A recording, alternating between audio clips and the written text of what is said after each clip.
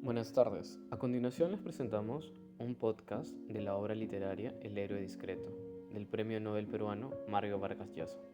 Mi nombre es Arián Rodríguez y junto con mis compañeros Jennifer Guaján, Anaí Jerónimo, Kenji Ceballos, Zaira Coa y Héctor Prado, en este podcast nos vamos a centrar en la extorsión de uno de los personajes principales de la obra, llamado Felicito Yanaque. Empecemos. Un día Felicito se despierta como cualquier otro día y salió de su casa. Se encuentra clavado un sobre azul con su nombre escrito en mayúsculas, de la cual se trataba de un grupo de extorsionistas, que decía: Señor Yanaque, que a su empresa de transportes Nariguaná le vaya tan bien es un orgullo para Piura y los piuranos, pero también un riesgo, pues toda empresa exitosa está expuesta a sufrir depredación y vandalismo de los resentidos. Pero no se preocupe, nuestra organización se encargará de proteger a Transportes Nariguaná, así como usted y su digna familia de cualquier parecer, disgusto o amenaza de los faristeros. Nuestra numeración por este trabajo será de $500 al mes, una modestia por su patrimonio como ve. Le contactaremos oportunamente respecto al pago. Venía finalizado con un dibujo de la arañita, el cual lo dejó desconcertado, pero recordó las palabras de su padre: nunca te dejes pisotear por nadie.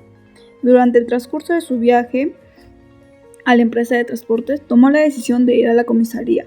Al llegar, solicitó y lo atendió el sargento Lituma. Le enseñó la carta y le rectificó en la validez de la extorsión.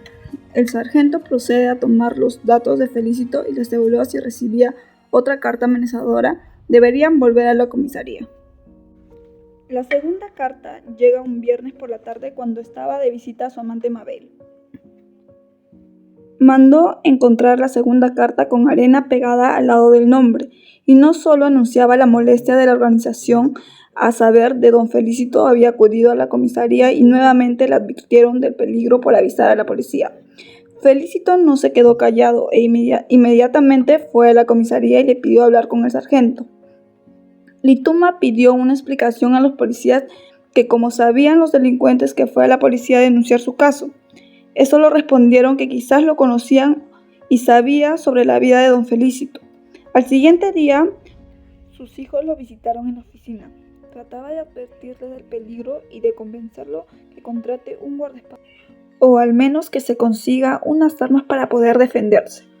Pero Felicito se negó rotundamente y solo llegó a aceptar la última propuesta. 3 semanas después del día del incendio, Felicito recibió otra carta en su oficina. En ella los extorsionadores le daban plazo de 2 semanas para poder calmarse y considerar su situación, advirtiéndoles así que de seguir negándose que se atenga a las consecuencias. Cuando Felicito se calmó, acudió a la comisaría, pero ambos oficiales no se encontraban. Visitó a Mabel para olvidarse de lo sucedido y estar de mejor ánimo. Regresó a Transportes Nariguaná y atendió sus asuntos de la tarde. Al salir pasó por la comisaría, donde ambos oficiales lo estaban esperando. Felicito les enseñó la nueva carta.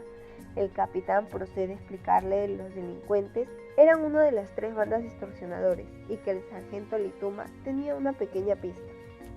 Felicito se retira en la comisaría para así poder dirigirse a su hogar. Una mañana en la que el sargento Lituma y el capitán Silva tratando de encontrar alguna pista, Silva le comenta al sargento que en su juventud formó parte de un grupo con 3 jóvenes, los hermanos León, José y Josefina, al último le tenía un gran rencor. Recordó que el último hacía dibujos de arañita. Fue así que el capitán lo mandó a buscar a Josefino. Lituma empieza a dudar de su memoria, si en verdad era Josefino el que dibujaba arañitas. Esa noche regresó a su casa. Lituma no podía dormir. No dejaba de pensar en su juventud, en su odio hacia Josefino, si de verdad dibujaba arañitas. Día siguiente se fue a trabajar como otro día normal. En el camino tuvo recuerdo del nombre de la calle donde vivían los hermanos León. Inmediatamente se dirigió hacia allá. Al llegar al lugar, no era como lo recordaba.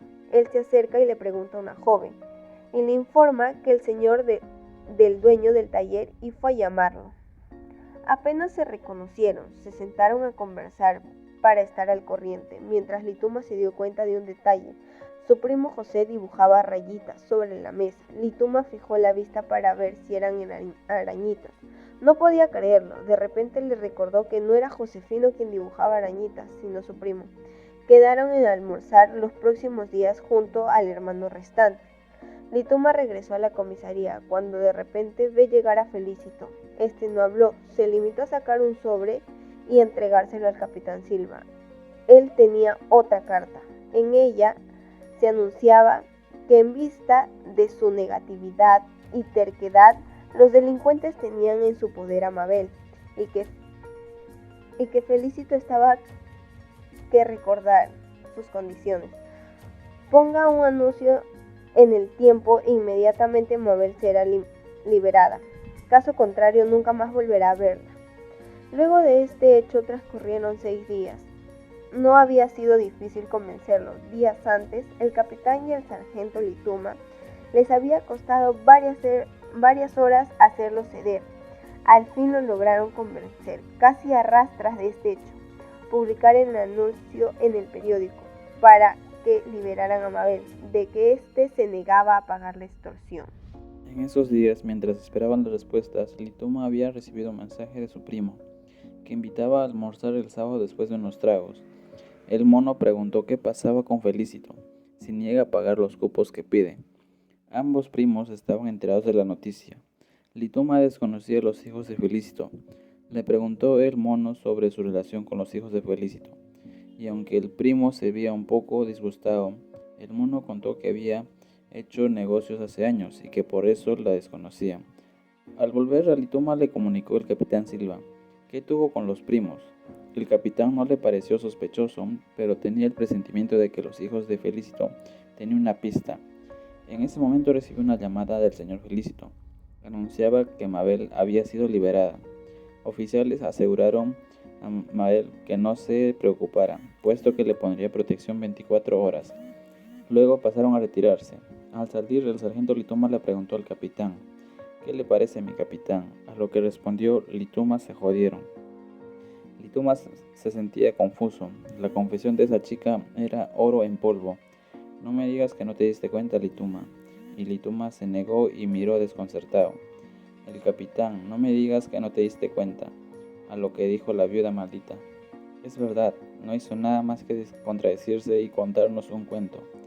Una tarde el capitán Silva y el sargento Lituma se presentaron a casa de Mabel. Ella les hizo sentar en la sala mientras les traía un refresco.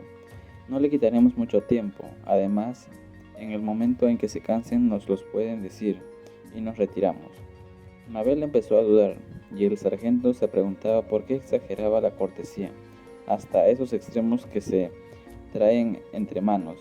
Mabel empezó a sentir miedo desde aquel día del secuestro. Sentía que la vigilaban las 24 horas del día, cuando salía o estaba en la casa. Dígame qué es lo que quiere, exclamó Mabel. Vamos al grano, pues, le respondió él levantando la mano. Y dejando la cortesía prosiguió: lo siento mucho por ti, lo sabemos todos. Sabemos que no solamente tienes a don Felicito de amante, sino que otra persona que es más joven.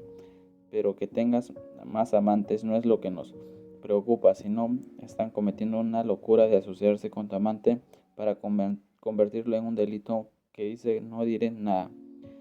No diré ni una palabra hasta que me atienda mi abogado. Yo conozco mis derechos, respondió Mabel, poniéndose de pie y levantando la voz. Cállate y siéntate, rebundó el capitán. Los cargos son múltiples, no solo de la extorsión de Felicito.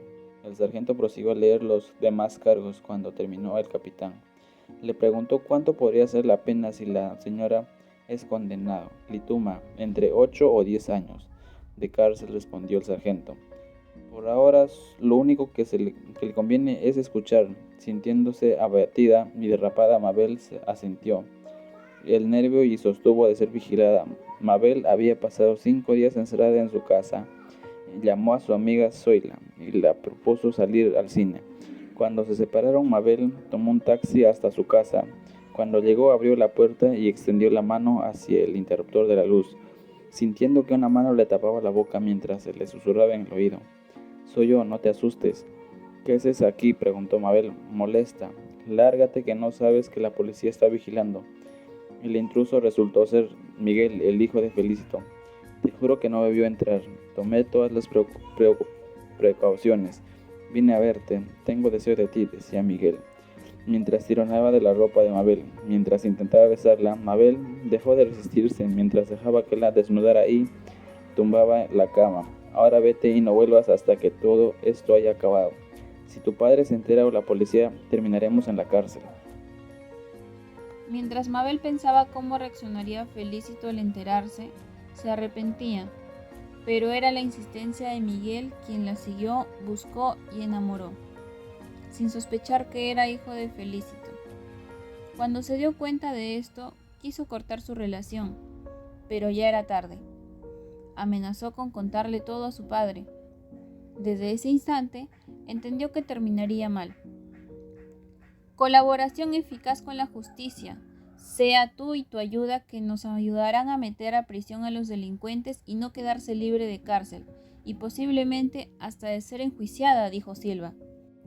Te preguntarás, ¿qué clase de colaboración? Queremos explicarte, continuó el capitán el sargento. Sintió y procedió a explicar. Por ahora queremos que siga disimulando, señora. Miguel no sabe que nosotros ya sabemos todo, y usted seguirá actuando como si esta conversación no hubiera ocurrido. Ya sabe cuál es el trato, no tiene que contestarme. De hoy esta mañana hasta ahora, agregó Silva. Y se acostó pensando, mañana volveré a ver a los policías. De pronto, se pasó toda la noche indecisa, hasta las primeras luces del nuevo día, hasta que finalmente tomó una decisión. Estaba mareado, a punto de desmayarse, y buscaba darse ánimo mediante las frases: tienes que ser fuerte, Felicito. A la par, hay que conversar con Adelaida. Le venían los recuerdos de lo que había sucedido. De pronto, el capitán y el sargento lo citaron a la comisaría debido a que ya habían resuelto el caso. Tenemos malas noticias para usted. Todo está resuelto y se lo vamos a contar. Le comentaron que la policía que estaba a cargo de cuidar a Mabel escuchó discusiones en su casa y descubrió que tenía un amante blanco y pintor. Al llegar a la comisaría, le mencionó el sargento que se trataba de Miguel. No solo quedaba decir que claro que Miguel y su hijo estaban saliendo y que le sacaba la vuelta. El caso estaba resuelto, pero tenemos malas noticias para ustedes, y se los vamos a explicar. Me comentaron que la policía estaba a cargo de cuidar a Mabel. Escuchó discusiones en su casa, que tenía un amante blanco y pintor. Al llegar a la comisaría, le avisaron al sargento que se trataba de Miguel. Era más que claro que Mabel y su hijo le estaban sacando la vuelta ya hace mucho tiempo. Mientras seguía recordando lo sucedido, Adelaida atinaba a decirle que estará bien, que se desahogue, y continuaron con la conversación. Por otro lado, el capitán Silva exclamaba que Miguel tiene algo personal contra el señor Felicito. Le tenía resentimiento y muchas cosas más que le envenenaron el alma. A lo que Lituma comenta que es el sentimiento que tiene es quizás porque fue obligado a hacer servicio militar. Eso fue lo que le llevó a entender muchas cosas a Felicito, ya que de esta forma corroboraba que Miguel no era su hijo, sino que su esposa le hizo creer eso. Un cuento que la madre de Gertrudis inventó para que el embarazo lo asumiera Felicito y así hacer pasar a Miguel como su hijo. Porque físicamente Miguel era blanco y de ojos azules, eran tan distintos y muy distinto también a su hermano Tiburcio.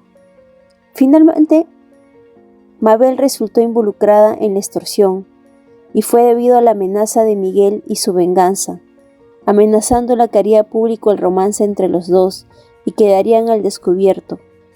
Por otro lado, el secuestro también fue una mentira. La más grande preocupación que Felicito tenía es que esto se volviera un círculo mediático, con la querida, el hijo que no fue su hijo, y al afrontar las preguntas de los demás, hizo que se desvaneciera. Mientras tanto, ya ambos involucrados estaban destinados desde ayer en la comisaría. Sería la conferencia de prensa a las 6 de la tarde. Explicaría todo el pequeño incendio de la empresa, el chantaje, el falso secuestro y las mentiras.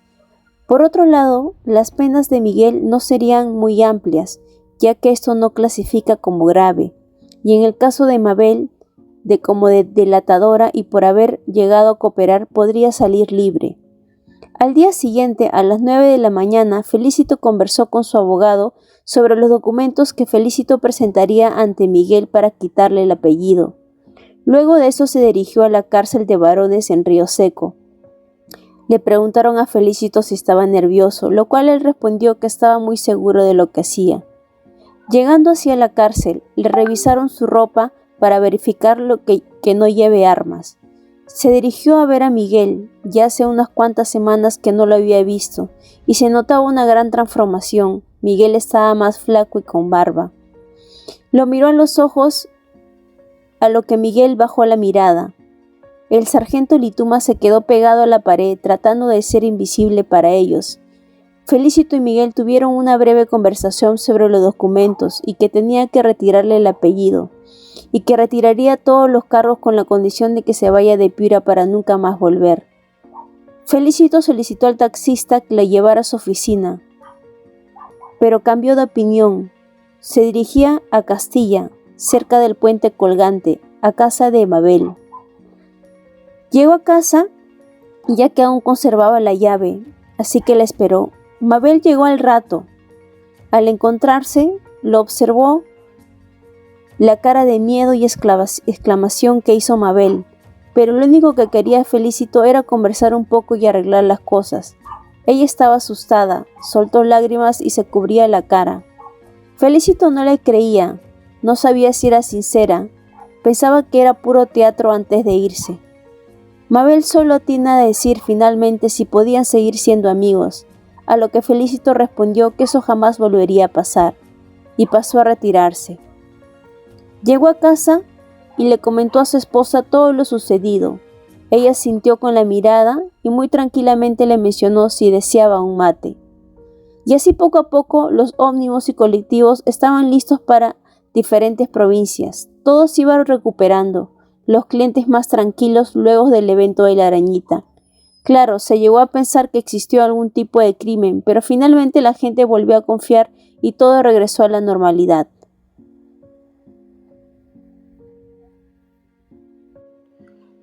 Este fue el soundtrack de La extorsión de Felicito Yaneque en el libro El héroe discreto de Mario Vargas Llosa.